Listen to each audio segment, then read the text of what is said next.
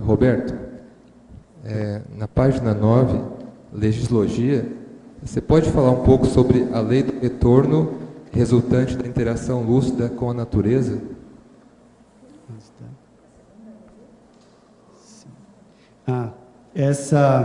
A questão aí é da própria questão da relação das bioenergias, né, da sua bioenergia com as energias da natureza.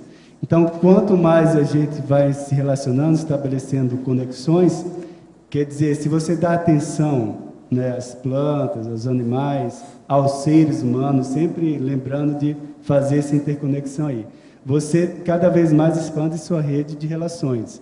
E se ela tende a ser mais harmônica, positiva, isso só traz mais retorno positivo para você. Então, isso aí é um crescendo, né? Então, essa lei aí, esse retorno, vai ser cada vez mais crescente e positivo. Porque a tendência da vida é ter uma predominância positiva. É isso que a gente estava comentando antes.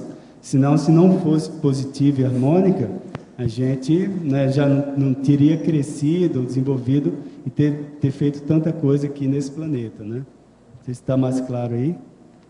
Então, é a rede de relações que você estabelece, quanto maior, e isso tende a ser positivo. E isso, para você, para a sua evolução, você só vai crescer com isso. Tá bom. Obrigado.